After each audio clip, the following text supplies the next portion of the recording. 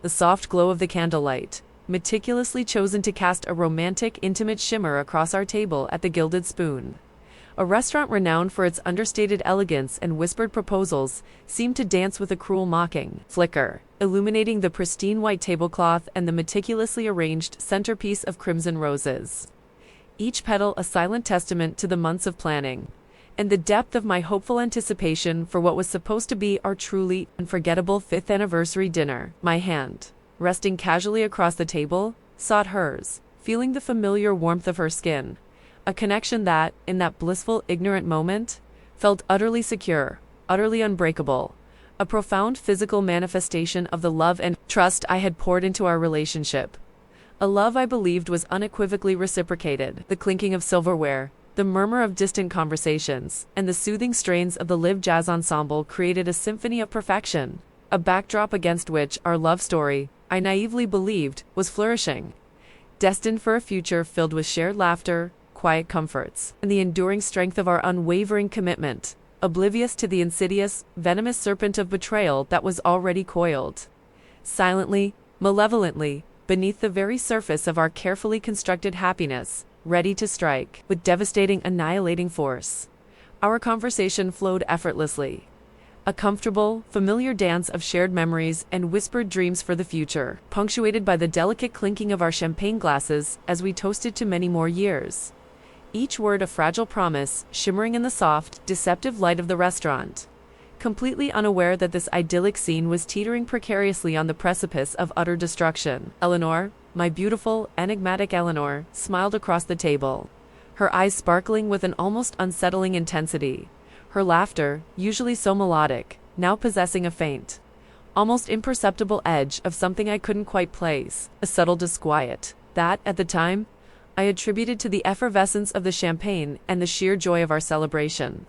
A fleeting intuition quickly suppressed by the overwhelming tide of my blissful ignorance. The perfectly plated appetizers arrived, miniature works of culinary art, their delicate aromas momentarily diverting my attention.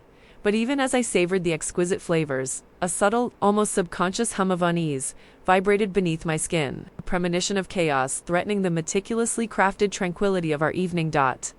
Then, with a sudden jarring abruptness that ripped through the genteel atmosphere like a thunderclap, her phone, which had been resting discreetly on the table beside her, its screen facing away from me, suddenly buzzed with an insistent, frantic urgency.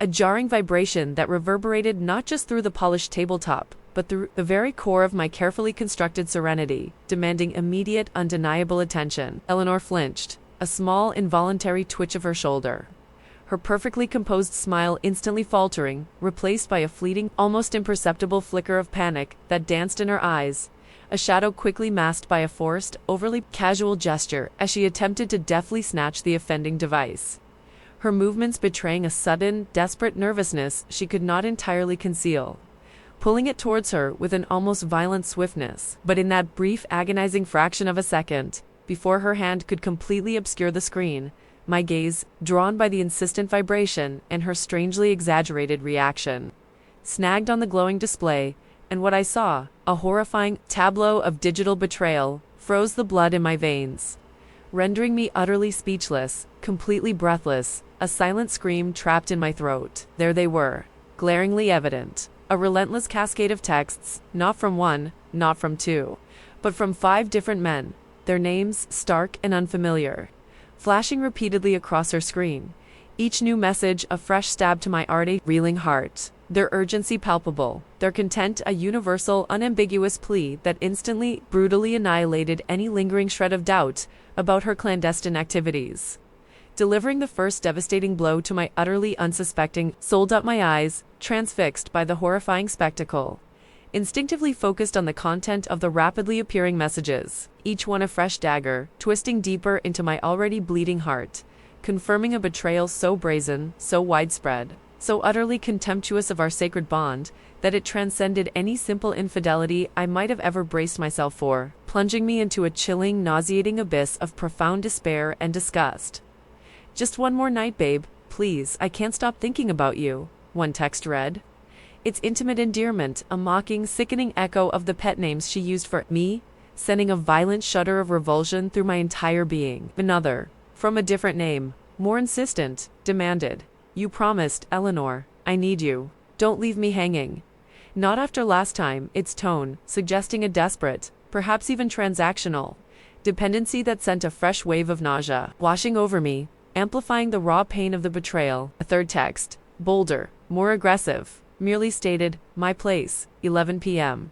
You know you want to. Followed by a series of suggestive emojis that made my blood boil with a furious, righteous indignation, a white-hot rage that threatened to consume me whole, twisting my gut into a knot of sickening fury as the sheer unbridled audacity of her blatant, casual infidelity, replicated 5 times over, screamed of a calculated, almost professional deception that went far beyond a mere lapse in judgment. Eleanor, catching my gaze fixed on her screen, her face now a mask of pure, unadulterated panic, fumbled desperately with the phone, her hand shaking uncontrollably as she struggled to pull it away. To hide the damning evidence, her attempts at concealment, pathetic, transparent, and utterly futile, only serving to confirm the undeniable truth of her monstrous double life. Each desperate movement, a cruel mocking dance upon the ruins of my shattered trust.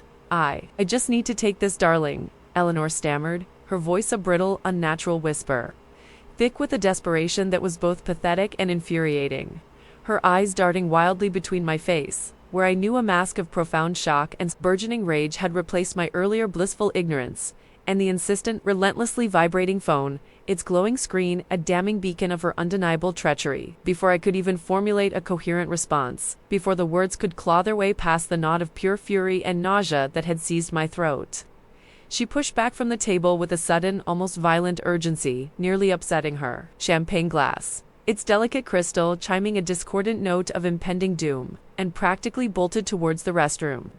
Her rapid retreat, a transparent act of panicked evasion that confirmed every terrifying suspicion that had just been so brutally confirmed by the damning evidence on her phone screen. I sat there, utterly paralyzed. The elegant restaurant, once a sanctuary of romantic bliss, now transformed into a grotesque, echoing chamber of my shattered dreams. The ambient sounds of clinking cutlery and hushed conversations morphing into suffocating din, each passing moment amplifying the profound sense of betrayal and humiliation that threatened to consume me whole, leaving me breathless, reeling from the profound sense of utter annihilation. The meticulously arranged roses, once symbols of our enduring love, now seemed to mock me, their vibrant crimson petals suddenly appearing to drip with the metaphorical blood of my dying relationship, while the exquisite appetizers, moments ago, a culinary delight, now churned in my stomach, threatening to make a horrifying public reappearance, as a cold, terrifying calm slowly began to settle over me, replacing the initial shock with a chilling, resolute clarity, a steely determination to unravel the full sordid extent of her deceit.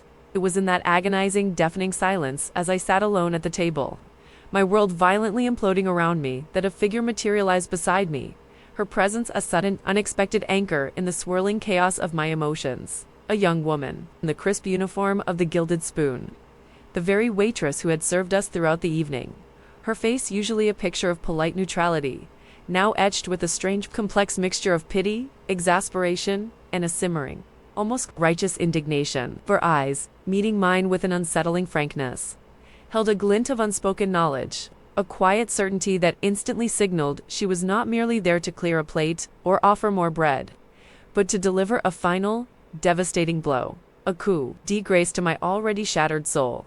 I'm so sorry, sir, she began, her voice a low, sympathetic murmur, barely audible above the restaurant's gentle hum. Yet each word landed like a crushing weight on my chest, sealing the fate of my illusion. I really am. But I've seen her in here before, quite a bit actually, always with different men. My breath hitched, a silent, painful gasp escaping my lips, as the casual, almost weary confession from this unexpected harbinger of truth confirmed my worst nightmares, adding a layer of grotesque, undeniable reality to the digital betrayal I had just witnessed. The young woman, seemingly propelled by a sudden, irresistible urge for justice, or perhaps a long-simmering irritation at Eleanor's repeated brazenness, leaned in conspiratorially, her voice dropping to an even lower whisper. Her words now, delivered with a chilling, methodical precision that transformed our elegant anniversary dinner into a public confession of my fiancé's shocking duplicity. She uses the private dining room, usually, the waitress continued, her voice still a low, steady murmur, Yet each word felt like a sharp, precise incision into my already raw nerves, dissecting the last fragile remnants of my carefully constructed reality. Always requesting the corner table, the one with the velvet banquette. She brings a different one almost every Tuesday. Sometimes Wednesdays too, if she can sneak away from you, I suppose. My stomach lurched, a sickening knot of nausea tightening in my gut, as the casual specificity of her words, the chilling detail of the dates, and the meticulous planning of these clandestine rendezvous painted a picture of a betrayal so calculated, so habitual, so utterly devoid of guilt or remorse, that it transcended any simple act of infidelity, morphing into something far more grotesque, far more insidious, a horrifying testament to Eleanor's chilling capacity for a truly depraved double life. There's the stockbroker, tall guy, always orders the Cabernet, she mused, her eyes distant, recalling the parade of her clientele, and the one with the tattoos. He prefers the martinis, extra dirty, always laughs too loud. Oh, and the older gentleman, the quiet one, he always pays cash. Slips her an extra 50 for dessert, if you know what I mean, she added, her voice dropping to a knowing, almost disgusted murmur, hinting at a transactional aspect that twisted the knife of betrayal deeper into my already bleeding heart, adding a repulsive layer of mercenary coldness to her countless infidelities. Each casual revelation, each specific detail confirmed the relentless, methodical nature of Eleanor's secret life, the horrifying extent of her deceit, and the sheer, unadulterated contempt she held for me, for our relationship, for the very concept of fidelity, transforming our anniversary dinner into a public execution of my trust, leaving me utterly exposed, profoundly humiliated, and completely irrevocably shattered by the overwhelming, undeniable weight of her monstrous betrayal. The details, delivered with such an unsettling nonchalance, piled upon each other, each one a fresh, agonizing stab to my soul, painting a vivid, undeniably horrifying portrait of Eleanor's methodical, calculating double life. A betrayal so extensive it left me gasping for air, utterly suffocated by the sheer enormity of her deceit. The very air in the restaurant, once filled with the sweet promise of romance, now seemed to thicken, laden with the cloying, inescapable stench of cheap perfume. A nauseating miasma that clung to my clothes, to my skin, a physical manifestation of her sordid secrets, and the oppressive weight of her casual betrayals pressed down on me, threatening to crush me beneath its agonizing weight, making every whispered word, every distant laugh, every clinking glass sound like a mocking echo. In the cavernous chamber of my suddenly shattered reality, a profound, bone-deep regret washed over me then, not for myself, not for the painful discovery, but for the years I had wasted, for the unwavering trust I had so freely, so foolishly, bestowed upon a woman who had systematically, coldly, and with such breathtaking audacity, turned my love into a grotesque performance, my future into a convenient backdrop for her endless illicit liaisons. A realization that hit me harder, far harder, than the initial shock of her infidelity, or even the immediate, visceral pain of her monstrous betrayal, the sheer, unadulterated disgust for her duplicity, for the profound disrespect she had shown not just to me, but to the very sanctity of our shared life, was so overwhelming, so viscerally repulsive, that a wave of intense, incontrolable nausea swept over me, causing my stomach to violently churn, threatening to revolt against the exquisite meal, the expensive champagne, and every single agonizing moment of this meticulously orchestrated anniversary nightmare. I felt a desperate, undeniable urge to stand up, to scream, to lash out at the oblivious diners, at the smiling staff, at the very universe for its cruel joke. But my body, rigid with shock and a profound, paralyzing humiliation, remained rooted to the spot, a silent, trembling monument to shattered dreams, while the bitter taste of betrayal, sharp and acrid, filled my mouth. An undeniable precursor to the devastating public act of expelling every last vestige of her lies, every agonizing piece of this nightmare, until I was utterly empty, completely cleansed, and finally, irrevocably free of her pervasive poisonous deceit.